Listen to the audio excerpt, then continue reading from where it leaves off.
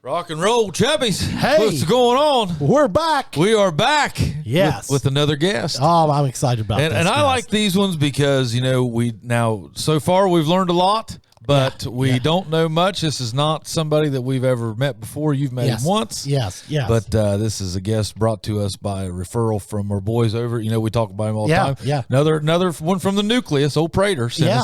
I mean, that guy, I think we could maybe go ahead and say that we employ him as a talent scout. Yeah. He says, hey, I got one. You got to get on here. So he sends us, welcome, cheers, Mr. Scott Tomlinson. Yes, cheers. Yeah, Thank you. cheers. I appreciate you guys having me on.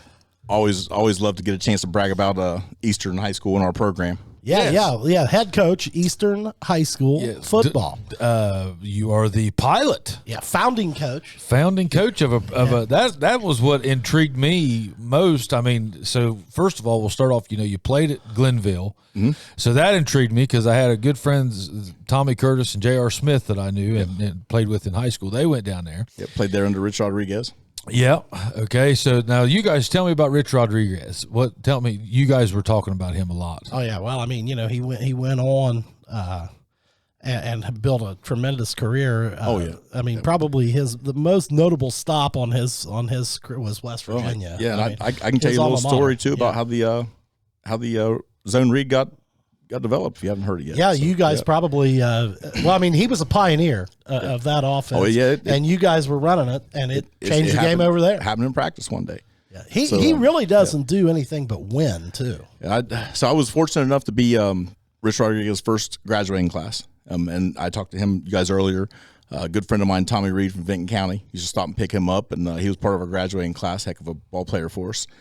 So I met Jason. That's how I met a lot of Vinton County people.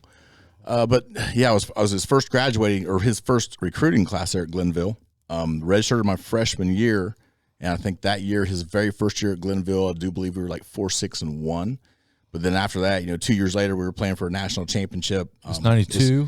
It's just amazing. It was amazing the talent that he was able to bring to Glenville, the coaching talent he was able to bring to Glenville. Like our defensive coordinator at the time, Herb Hand. He's been at Texas, Auburn. I think he's currently the offensive line coach down at Central Florida. Guys I've played with, Tony Gibson, NC State defensive coordinator down there. Rod Smith, been the offensive coordinator multiple places. He's with Coach Rod right now down at Jacksonville State, where I think they just finished up their FCS season, going FBS and Conference USA next year. Just the multiple, just the talent stuff that was there at the time I was there. I was just lucky. I was very fortunate to hit Glenville State at the time that I did. Won the conference 3 years in a row, played for a national championship. Just very good times to be at Glenville. Yeah, that's what I know. JR, and those guys, they loved it down there. They had good experience, so that was cool. And it's so tucked away down there. I'm telling you, when I went down there to watch JR play, I mean, my dad knew because he was a Fairmont State grad, so he had been to Glenville to play him and stuff for, and he always said, man, it's the toughest bunch of guys. There's around you. No easy way to get in there. Middle of the state, middle of nowhere. He was like, hey, man, get ready on this road on the way in here. You're going to see the taillights of our car 2 or 3 times. I mean, it is a go path. And I thought we were never going to get there. But, man, when you get there, it's beautiful. On the side of that hill, man, I mean, it's beautiful. Yeah, what's close to that? Nothing. I lived in Waverly. I lived in Waverly at the time, and from Waverly, I would go through Athens into Belpre, Parkersburg, hit Route 47 on this crooked, about 3 or 4 15-mile-an-hour curve road, and then we would hit about 3.5 hours to get there from Waverly. Clarksburg was about an hour and 15 minutes away. We would go there to Bridgeport Mall. Would that be the Charleston closest? Was an hour and a half. Yeah, Clarksburg was probably the closest. Okay. Charleston was an hour and a half. We'd go there on occasion. But no, it's actually in the middle of nowhere. It's like when I first got there was no McDonald's, no Pizza Hut. Academically, when we first got a McDonald's, it was like, McDonald's. What are they good for academically? It was a teaching college. Okay. A lot of teachers. Like a RIO. Like like a teacher's college. Okay. So, and on the weekends, it was, it was a kind of a suitcase college. Like most of the students were from, surrounding counties. 3 hours or less. So on the weekend, all was left was athletes. The football, basketball. Teams were from out of state usually, and it was we were stuck there, and there was nothing to do, and it was it was all about that was the one good thing. It was like we focused on football. That's what we did. Is Yeah. there wasn't a lot of distractions in Glenville, West Virginia, so you focused on football and lifting and doing what you were doing. Yeah. So. And that's NimcoPropane.com. Chad, these guys, they've been delivering gas for over 30 years in our area. Just talked to them last week. They said that their customer base is one of the biggest it's ever been. It's one of the best things I ever did was call Nimco Gas. I got tired of dealing with all that wood. Way too much work. Nimco. Yeah, that would be a lot different to go through college that way as opposed to, like, let's say at Ohio State. Oh yeah, be totally different, man. But I mean, I can relate. I mean, I'll tell you, there's got to be some advantages if you look at it as a football coach. Close knit. You got people's attention, man. And we were very close knit. When I look back on it, the family aspect, like we were all stuck there on the weekend together. Yeah, we were all hanging out together. There were times we would go out 20 and 30 deep together. Because it was, what else was there to do? We were in a small community, small college, but the family, just the brotherhood that I have with guys from Glenville to this day. Messaged them on Facebook. I just messaged a buddy a few minutes ago that I played offensive line with. I haven't seen him in 20 years, but we still keep in touch. Yeah. The family aspect when you're a small. I've over the years I've worked with several guys and just have several friends and people that I know that played in the West Virginia Conference in one sport or another. And I mean, a lot of those schools are similar, it seems like. Oh, yeah. Yeah, now it's the Mountain West. Mountain West or Mountain East. Mountain East. Yeah, Mountain East, yeah. Yeah, it's changed. They've added a couple of schools and took away a couple of schools. But, man, that used to just be, I mean, balance, all the tough teams. I mean, hard-hitting, smash-mouth. There's some great talent out there. The basketball conference. I don't think people don't realize. I was lucky enough. A lot of people don't know. So we had some issues my senior year with some kids getting kicked off the basketball team. Me and Tommy Reed and a friend of mine named Derek Bellamy from Washington, D.C., we got invited to play on the basketball team our senior year. And we joined in there. They were 1-7. And it was the greatest thing ever. We ended up going on some crazy, won our next 18 out of 20 or whatever. Went to Charleston, got to play in at the Civic Center in our tournament and this, that, and the other. And I tell people, I'm like, even though I started 5 years of college football, or played college, 5 years of college football, probably one of my fun seasons was that season. Because joining the team at 1-7, and then we went on this big run, and man, it was a blast. That conference basketball tournament. It's funny you bring that up. Charleston has been like in my call area. It seems like the entire time I've been 10 in years center. probably. Yeah, you've had it for a while. I'm down there a lot. I miss it. I would like to go back. I love Charleston, and they have that. That is such a huge deal when they have that conference tournament there, man. I mean, people come from everywhere. Oh yeah, for that. Yep. I mean, I know when I was first out of college, I went down there a couple of times to it, and I've not been back, but every year. But I coach football, basketball, and baseball, so I never really have. Every year I say I want to get down there to that conference tournament. I never make it. But, I would love to get back there for a weekend. Oh, it's just fun to be down there because you see, I mean, it's a lot of the alumni come back. I mean, and there's a lot of people live in that Charleston area. Like, there's this little dive bar there locally called the Bears Den. It's outstanding. Been there, and that's a place I like to go. And the guy that I was just trying to remember what was the really good place across the street from the Civic Center, and it burnt down, and then they didn't build it back. Wild Horse. Wild Horse. Yeah. Robbie's, it was old Robbie's back then. Well, I mean, the Wild Dog or what? They had Wild Dog. They had that. I mean. But the guy that owns the Bears Den is a West Liberty guy. Oh, okay. And he'd be in there in his black and gold, West Liberty. One of the guys I worked with played baseball, West Liberty. So, and then you'd have there'd be a table with Fairmont guys. There'd be Wesleyan over here. You'd have your Glenville guy, and it's just amazing, man. No, it's a cool weekend. It's like you're sitting there with a Big Ten tournament or something. They are fired up, man. Yep. I mean. And the guys saying they've been going to it for 20 years in a row. I seen a picture. I seen a picture today, and it was some of the coaches that was there when I was there for basketball, and they were there, and they were there with some alumni, this point guard for the girls team or whatever, and he had his arm around her. I'm like, oh, wow, that's cool, man. They're still 30 years later, they're still down there in Charleston Civic Center enjoying this thing. And just tearing Charleston up at night. Oh, you know that. My God, as a parent of an 8-year-old with a family and moving through life, the best thing I ever did was download the McDonald's app. What a breeze. Order for your family. Pull up. They bring it to you. Easy. Download the app today from McDonald's. So, all right. So one of the main things I was really interested in, because, I'm from here, it's right in the middle of where you're from and where I'm from, I guess, is and I think it's cool. You have started you've been the pioneer of the Eastern football. Yep. Down here in Beaver, and so you started. We were talking a little bit about it a little bit ago, but you started like you said you didn't start right off with varsity. No. So walk us through this opportunity. I mean, if you don't care, I'll go all the way back to the beginning. Yeah, please do. Yeah. So I want to hear how you start something. All right. Well, it all got started, and you're not going to believe this. It all got started about your son's age back there, about b-ball, baseball, Pike County All-Stars. All right. My son and Rex Lice's son, Ethan Lice, was fifth graders. We combined some Eastern kids with some Piketon kids. I was coaching Piketon at the time. And so we coached this all-star team together. Well, Rex, he's a big politician. Like he can talk you into some stuff. He's a politician type of guy. And, every weekend he'd be like, well, you need to bring Dalton out. You need to get Dalton out to Eastern. We need football at Eastern, blah, blah, blah.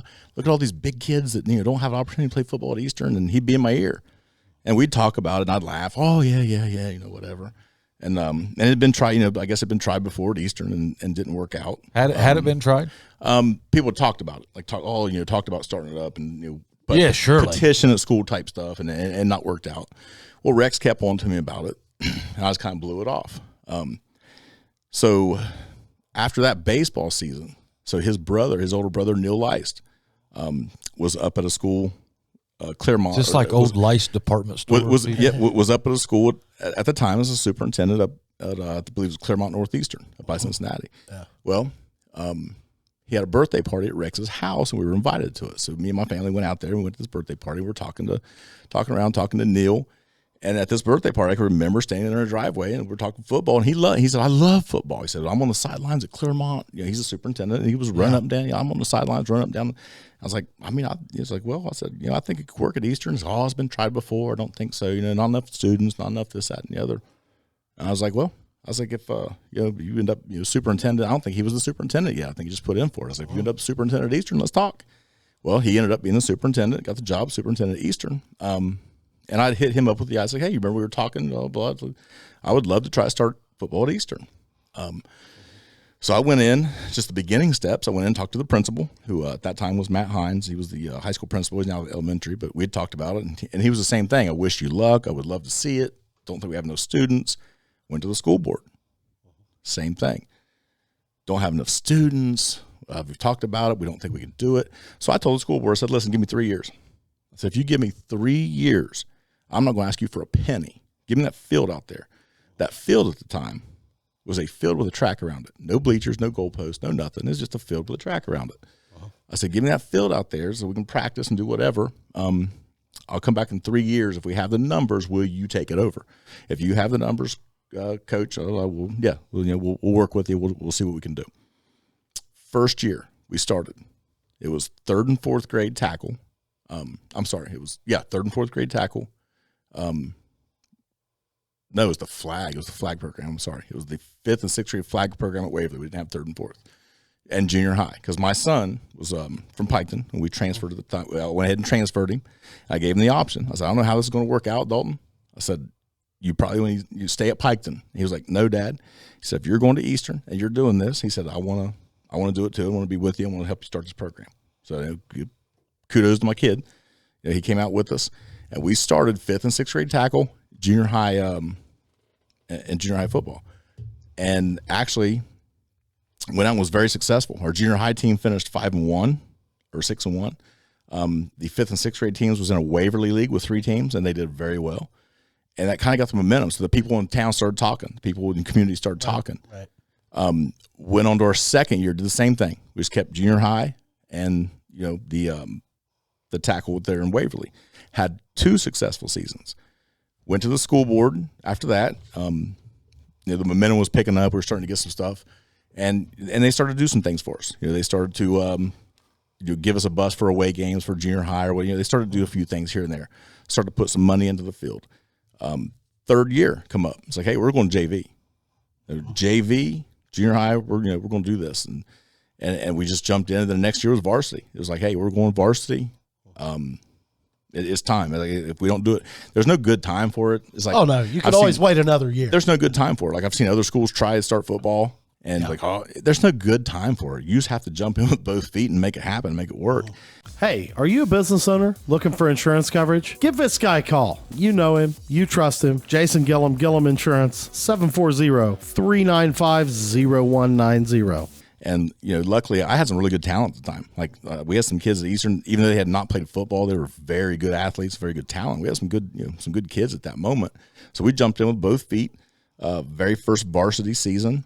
9 years ago, we finished 3-7, but we was in the games we lost. We were in them. We were like right there in the ball games. 3-7's pretty good for first varsity year. I mean, playing a lot you're of young jumping kids. in. I mean, you're lucky to win a game. I'd think. Yep. I mean, Yep. but let me ask you this: like the overriding thing. I've heard of schools when they're wanting to start a football program, and it's attractive to them. They think, hey man, that's a nice gate we could bring in with these and all that.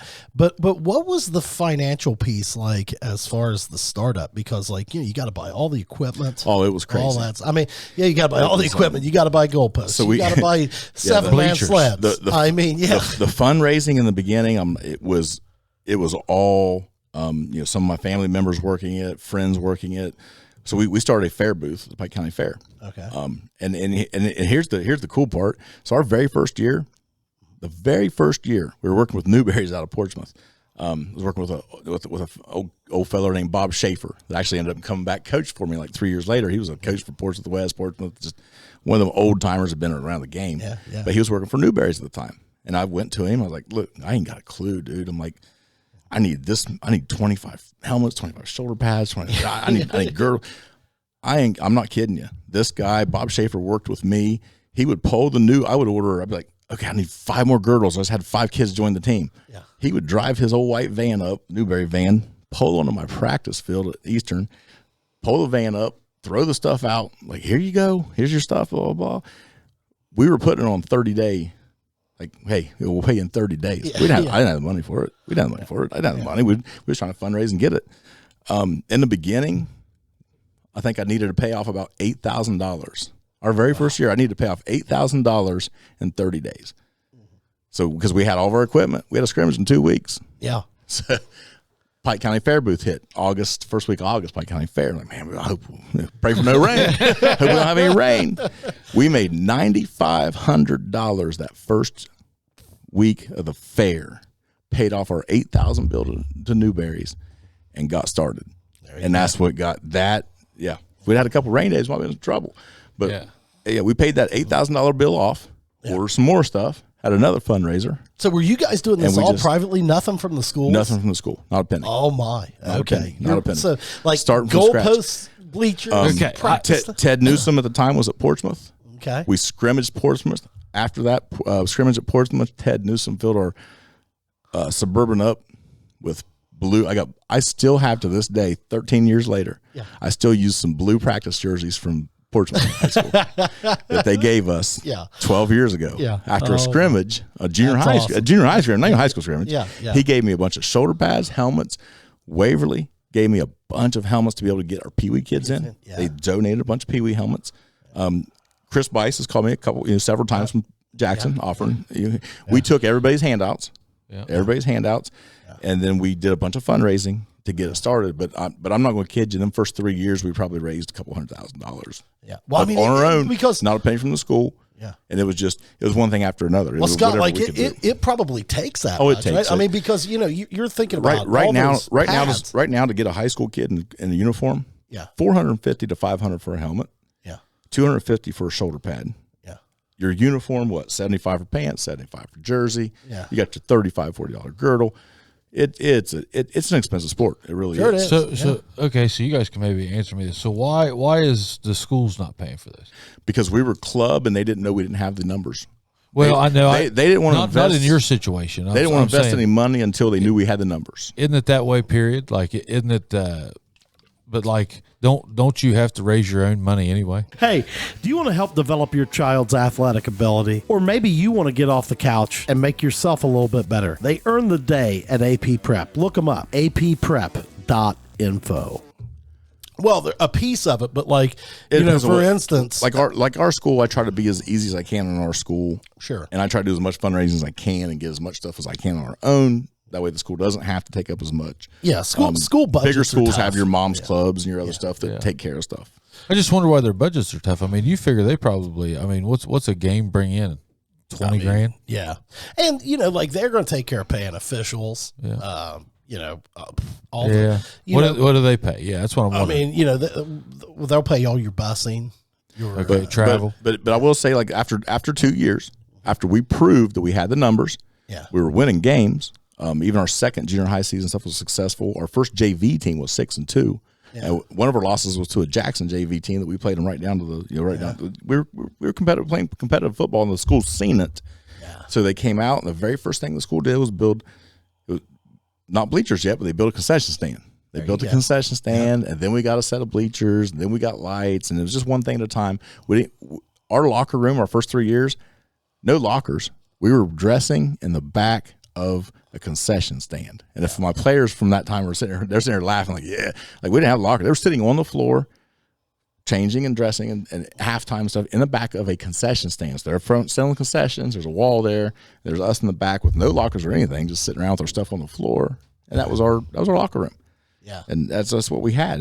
But the school, God bless them, they kept putting money in it. I think that's awesome. Yeah. Now we've got visitors bleachers, home bleachers. We've got a nice locker room, visitors locker room. It's just been, but it's one step at a time. Like, how long did it take for the people in Beaver to just start getting excited?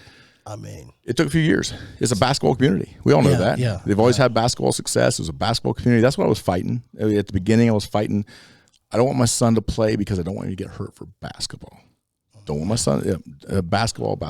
Right. And we fought that, and we fought that for a while. And then finally, after a few years, we started to get some football parents like, oh, my son's he's a 300-pounder, he's a football kid.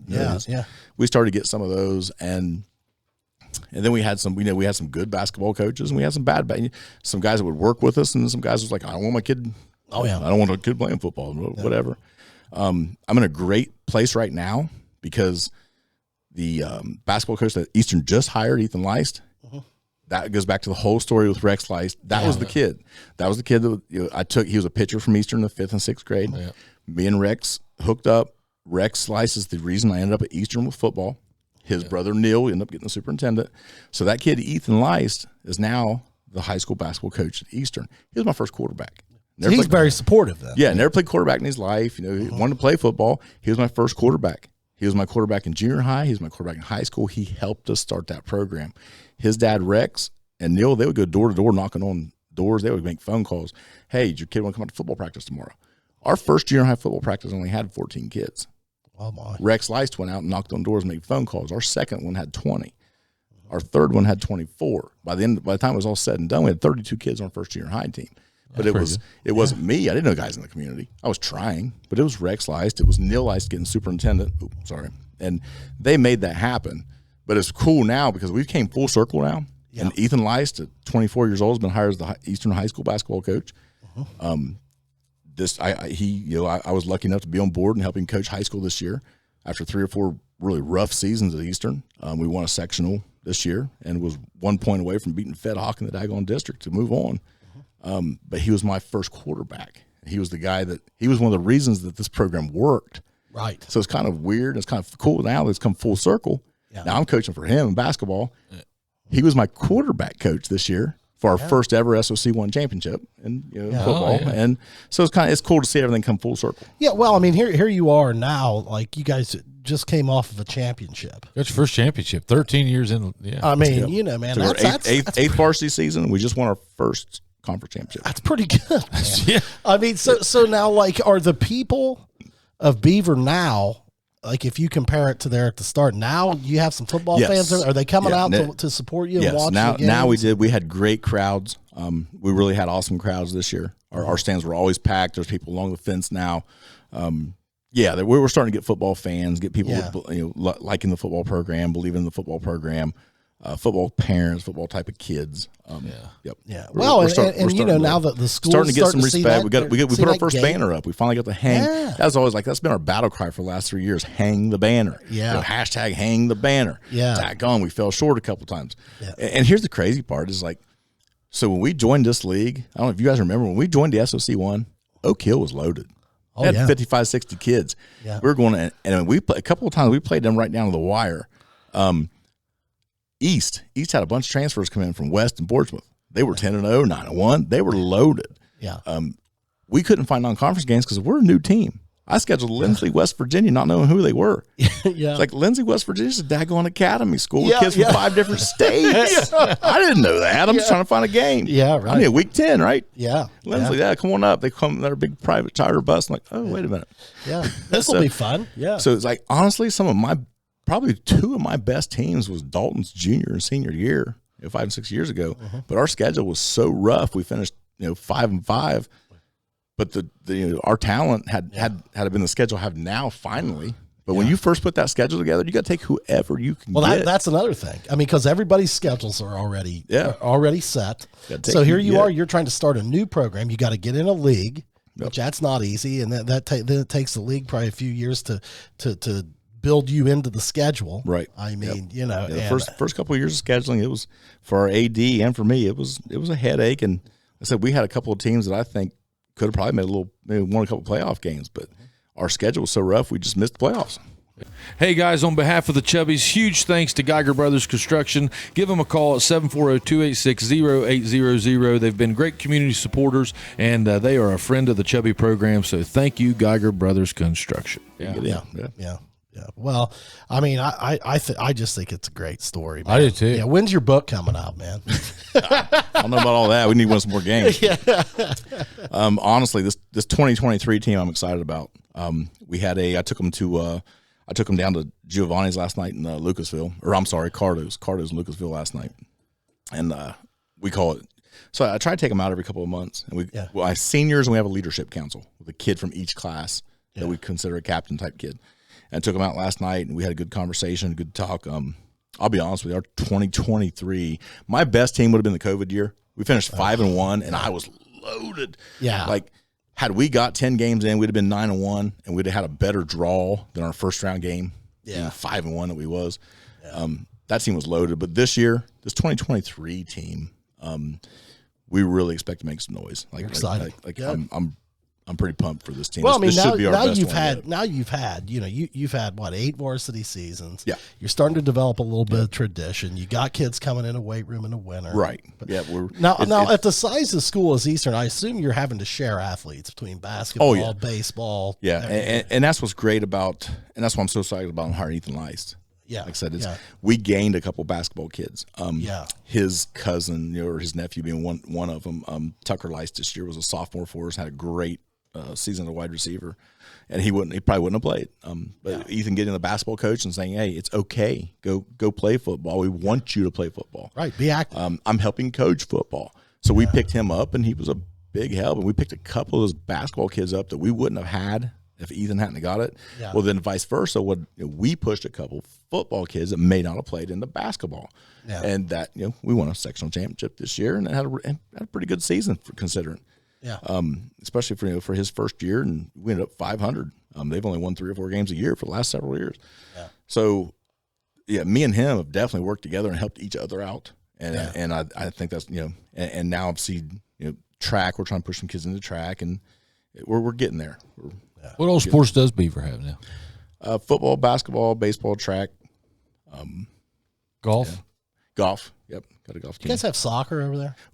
When I first got there, they had soccer. Okay. But it's like every other year. Like one year they have enough kids, next year and then once we started football, all the kids wanted to play football, and I had soccer since. But and then I the other thing, there's like residuals to having football at school. I think I think they maybe always had like a marching band or something. You'd see them. We have a good band. But I mean, that'll grow, and it activates a lot Flag, more kids in the fall. Yeah. And we let them, like my youngest son plays drums and he's a football player. Like you can do, if you want to go halftime and play, whatever. That's the one thing we have to support. One year I had 2 kids that were doing football and golf. I've got a kid named Tegan. I had a kid named Evan Leist. Evan Leist is one of the top cross-country runners in the nation right now over at Cedarville. He was one of my best receivers. He would catch 2 touchdown passes on Friday night, then Evan would go win a cross-country meet on Friday. Then I had a kid come right behind him. Tegan Warner was the same way. Tegan Warner would catch a couple touchdowns on Friday night, go cross-country on Saturday morning. I don't know how they did. I mean, that's tough. But you support them in doing that. But we support them you have. And when you're in a small school, you have to do that, and you got to support them. You got to share and do that.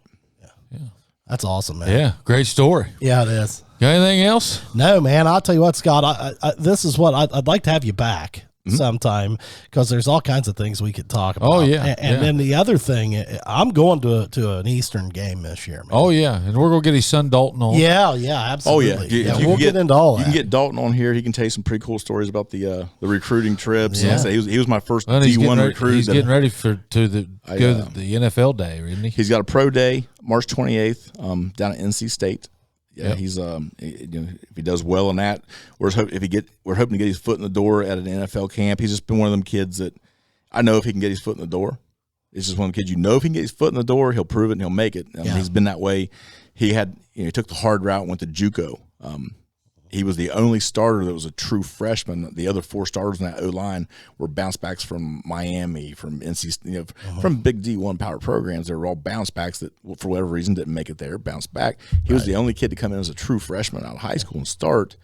Got out of there, went to UMass, started 3 years there, graduated with a history degree, transferred to Western Carolina for his master's, started down there at guard. He can play guard or center. But he's one of those kids that you just know. Nothing's ever really broke. Like I said, he had offers to Iowa State, this, that, and the other, and just things didn't work out. Yeah. But he's just one of them hard workers, one of them blue collar kids that you just know that. Yeah.